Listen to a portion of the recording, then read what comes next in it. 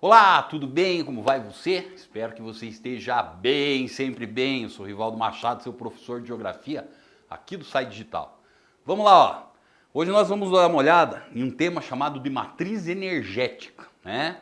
Então, como a gente bem sabe, a matriz energética ela não é nada mais, nada menos do que a produção e o consumo das diferentes fontes de energia. Como é que isso acontece? Quais estão disponíveis? A forma como se dá essa disponibilidade. E é claro que no nosso encontro de hoje aí, nós vamos tratar de ter ou dar uma olhadinha em uma fonte muito específica, que é o nosso petróleo, certo? Então o que nós acabamos encontrando aí? Petróleo, como nós bem sabemos, ele é conhecido como um hidrocarboneto, tá? Esse hidrocarboneto existe, por assim dizer, uma teoria que procura explicar como é que se dá a produção. E você sabe muito bem disso. Essa teoria ela é conhecida como uma teoria orgânica. Segundo essa teoria, vamos lá relembrar, não é mesmo? A gente acaba apresentando o quê? A gente acaba apresentando aí que ela vai procurar mostrar que as grandes reservas de petróleo que nós temos, e isso é tema da nossa aula de hoje, elas vão ter sua formação no passado geológico da Terra muito anterior. Nesse passado geológico, principalmente nesses mares profundos aí, houve, por assim dizer, o acúmulo de uma quantidade muito grande de matéria orgânica. Aquilo que lá na biologia, né, é chamado justamente de fitoplâncton, representado principalmente por algas dos oceanos, né? Então, milhões e milhões de anos, o que é que nós acabamos tendo aí? Nós acabamos tendo que essas algas foram morrendo, foram se acumulando lá no fundo do oceano, beleza? E daí? Com o passar do tempo, ocorreram mudanças químicas, calcificação, se transformaram em rochas sedimentares de origem orgânica. Essas rochas sedimentares, elas são rochas porosas.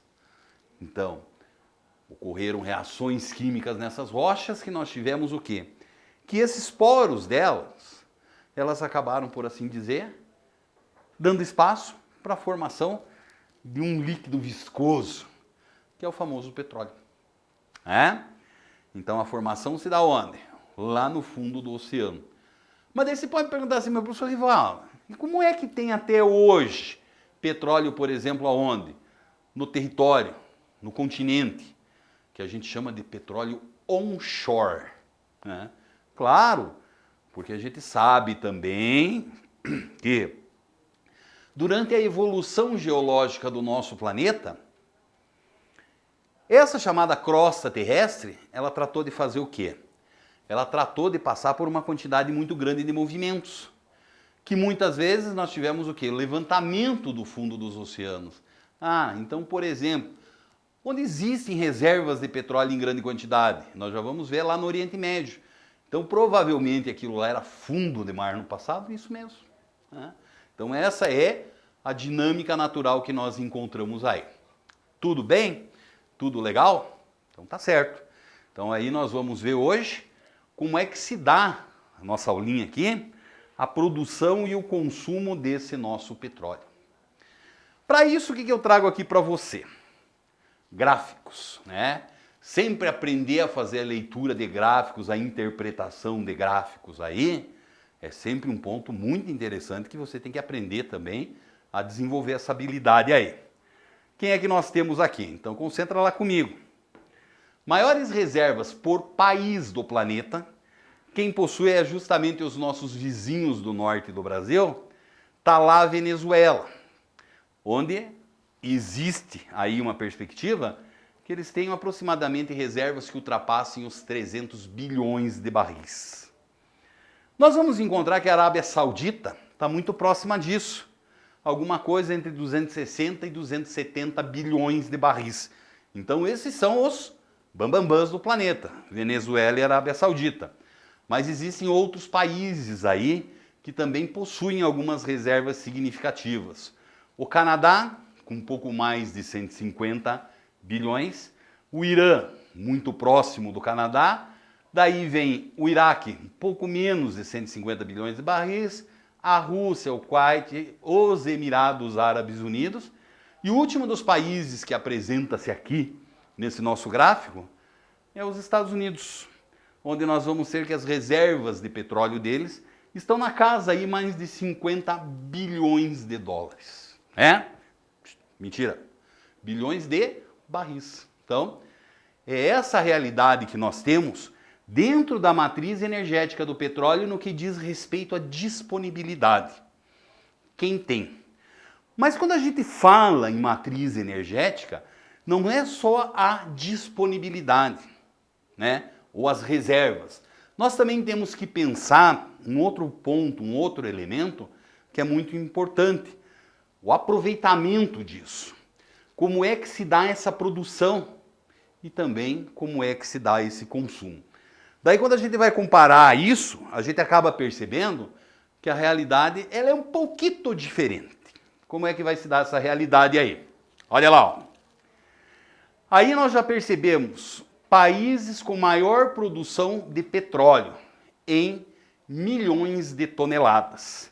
Então nós vamos acabar encontrando aqui, ó, Estados Unidos, a Arábia Saudita e a Rússia. Então são os três grandes países aí que apresentam um destaque muito grande, seguido do Canadá, Irã e o Iraque. Percebeu você o que chama a atenção aí? É que justamente as maiores reservas venezuelanas, elas não aparecem aqui como um país que é o grande produtor. Por quê? Para produzir você precisa, primeiramente, de toda uma estrutura de exploração, que é muito investimento, e da necessidade, que é o consumo. Você pega, por exemplo, o caso principalmente dos Estados Unidos aí, isso é facilmente perceptível. Eles são os maiores consumidores do planeta e logo, por mais que não tenham as maiores reservas, eles têm que produzir muito. E esse aqui é o nosso mapinha que nós temos aí do consumo per capita por pessoa em 2017. O que é que nós acabamos percebendo? Ó, na base ali existe também uma legenda. O amarelinho, onde nós acabamos encontrando, que é o da RIS, é menos de meio barril. Quanto mais vai escurecendo, isso aí vai crescendo. Então, como é que se dá esse chamado consumo de petróleo per capita?